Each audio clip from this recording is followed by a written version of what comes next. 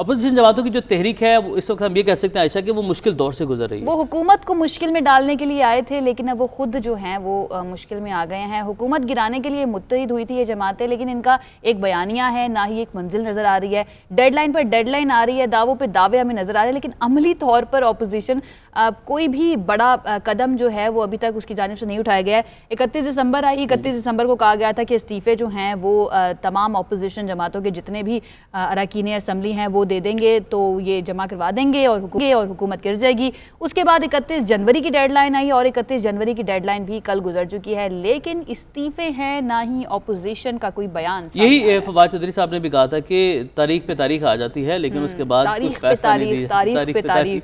तो उसके बाद अब 31 जनवरी भी निकल गई, लेकिन आपको ये भी बता दूं कि 4 तारीख को 4 फरवरी को यानी कि अब बैठक होगी, इस पर डिसाइड किया जाएगा कि अब अगला लाहे अमल क्या है।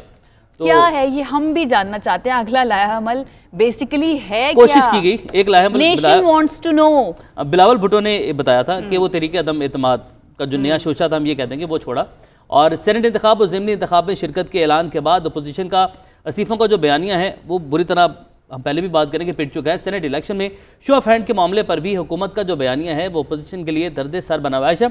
शो ऑफ हैंड क्या ये फेयर टाइम है? क्योंकि ये कहा जा रहा है अपोजिशन की जानिब से इमरान खान ने जब फ़ायदा उठाना सेनेट इंतखाबात में तब फ़ायदा उठा लिया, अब जब वो खुद इस पोजीशन में है तो वो शो ऑफ हैंड का क्या है? लेकिन इस वक्त आप ये भी तो देखें ना कि हुक्मरान जमात जो होगी उसके भी तो अरकान कौमी और सूबाई असम्बली हैं, वो दिखाकर करेंगे ना, वोट डालेंगे कि कौन किसको सेलेक्ट कर रहा है। तो मुझे लगता है कि ये बड़ा अच्छा कदम होगा अगर ये हो जाता है, शो ऑफ हैंड का कानून बन जाता है। क्योंकि उमर आप भी जानते हैं, हम भी जानते हैं, तमाम लोग जो बैठे हुए हैं हमें देख रहे हैं वो भी जानते हैं कि कितना पैसा चलता है। हॉर्स ट्रेडिंग का जो ये टर्म है ये कहाँ से आई है, एक एक वोट जो है वह कितने कितने करोड़ों में खरीदा जाता है। बहरहाल वज़ीर आज़म इमरान खान के मुआविन खुसूसी उस्मान डार साहब ने हमें ज्वाइन किया, उनसे इस बारे में बात करते हैं और जानते हैं कि अपोजिशन की तहरीक के खिलाफ क्या हिकमत अमली बनाई गई है। बहरहाल मुझे लगता है कि इतनी मुश्किल उनको नहीं होगी।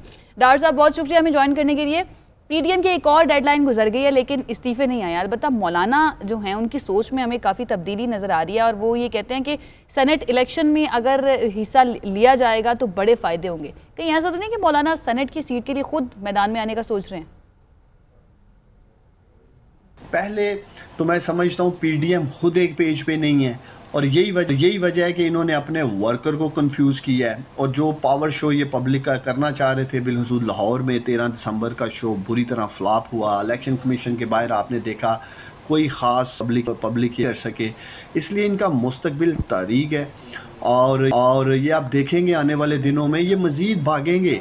अभी जैसे आप मुझे पूछ रहे हैं कि इन्होंने इस्तीफ़े और मुख्तलिफ़ किस्म की डेट्स दी हैं, ये आप देखेंगे ना ये इस्तीफ़े देंगे, ना ये लॉन्ग मार्च करेंगे, ना ये धरना देंगे। और तहरीके अदम एतमाद की भी ये बात कर रहे हैं, लेकिन इनके पास नंबर्स हैं तो ज़रूर तहरीके अदम एतमाद लेके जाएँ। मौलाना फजल रहमान साहब की देखें, जहाँ तक बात है, उनको जिधर मौका मिलेगा वो अपनी सियासत की दुकानदारी चमकाने के लिए हर जगह बैठ जाएंगे।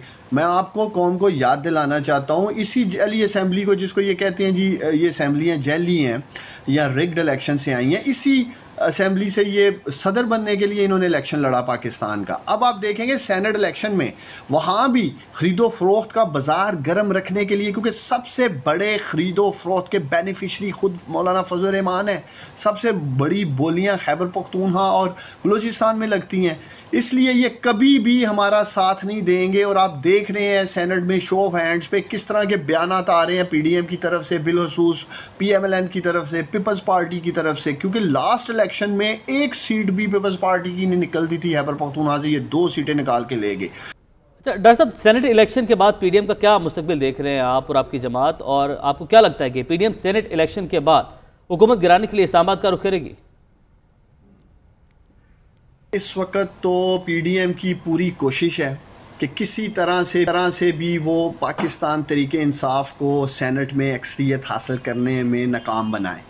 और यही वजह है कि ये शो ऑफ हैंड से डर रहे हैं, यही वजह है कि ये सेनेट के शफाफ इलेक्शन से खौफजद हैं।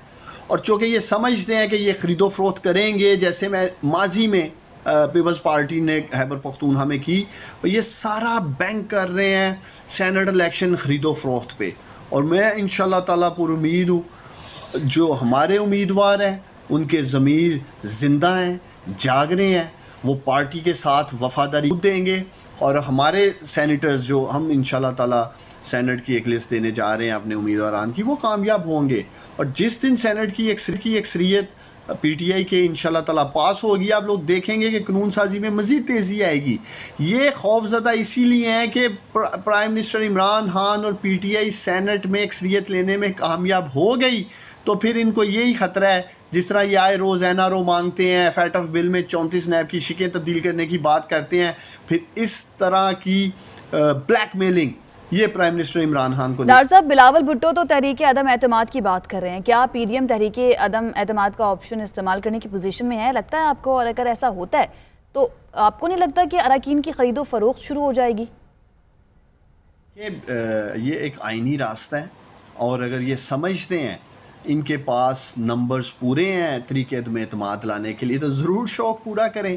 लेकिन फिर बाद में ये ना कहें हमारे अरकान बाहर लंच करने गए सेनेट में, जब ये तरीके अदम एतमाद लेके आए तो वो वापस नहीं आए। आज तक तो कौम और पाकिस्तान का मीडिया मुंतज़र रहा, जिन सेनेट इलेक्शन तरीके अदम एतमाद में जो इनके अरकानों ने ज़मीर फरोशी की या गद्दारी की पार्टी के साथ, उनके नाम आज तक सामने नहीं आए हैं। हमारी जमात PTI जिसने 20 MPs फारग किए, ना ये मीडिया को बता सके, ना उनके खिलाफ कोई एक्शन कर सके। अच्छा, ये तो डॉक्टर साहब अपोजिशन की बात होगी, कुछ अब आप ही की अपनी जमात के अफराद के हवाले से मैं आपसे बात करना चाहता हूँ। परवेज़ खटक साहब ये कहते हैं कि इमरान खान की हुकूमत उनकी वजह से कायम है और वो जब चाहें हुकूमत को गिरा सकते हैं, तो क्या वाकई पार्टी के लिए वो इतने अहम हैं? दूसरा, उन्होंने एक तराफ भी किया है कि वो वज़ीर आला बनकर अपने रिश्तेदारों को बाइख्तियार बनाते रहे, तो क्या पार्टी की सतह पर परवेज़ खटक से इस हवाले से कोई बात होगी?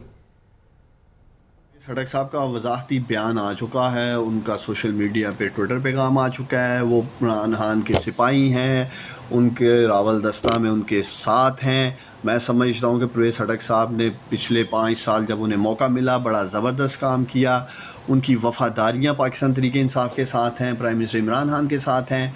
बाज़ औक़ात बयानात को ट्विस्ट कर दिया जाता है, और मेरी ख़ुद उनसे बात हुई है, और इंशाअल्लाह ताला वो हमेशा इमरान खान के साथ थे, और वो आगे भी आप देखेंगे परवेज़ खटक जो है वो प्राइम मिनिस्टर इमरान खान साहब के साथ खड़े थे और खड़े हैं, और इंशाअल्लाह ताला खड़े थे। ठीक है, मामले खुसूसी उस्मान डार साहब हमारे साथ मौजूद थे, बहुत शुक्रिया आपका वक्त के लिए। और आयशा, कल परवेज़ खटक साहब ने जो बयान दिया ना, वो बड़ा इंटरेस्टिंग बयान था। इंटरेस्टिंग बयान के साथ साथ डार साहब ये कह रहे हैं कि वो फौजी हैं पाकिस्तान तहरीक इंसाफ के, हरावल दस्ते में शामिल हैं इमरान खान साहब के, लेकिन वो शरारतें इस तरह की करते रहते हैं। जिस वक्त इलेक्शन भी जीते थे उस वक्त भी उन्होंने कोशिश की थी अपने साथियों को कुछ अपने साथ मिलाने की, और इस तरह से भी जो ये बात कर रहे हैं इसको तोड़ मड़ोड़ कर पेश नहीं किया गया, बल्कि जो उन्होंने कहा वैसा ही हम स्टेट कर रहे हैं अपने नाज़रीन के सामने। बहरहाल आगे बढ़ते हैं और कुछ हम अच्छी बातें कर लेते हैं। उमर, बड़ी डिप्रेसिंग बात, ये भी अच्छी बात थी वैसे, परवेज़ खटक साहब वाली बात मुझे अच्छी लगी थी, इंटरेस्टिंग बात थी, लेकिन ये PTI के लिए अच्छी बात नहीं होगी, और डेफिनेटली इससे सियासत जो है, एक तो अपोजिशन के साथ सियासत, उसके बाद जो पार्टी के अंदर सियासत है उसका तासुर जो है वो मिलता है। उमर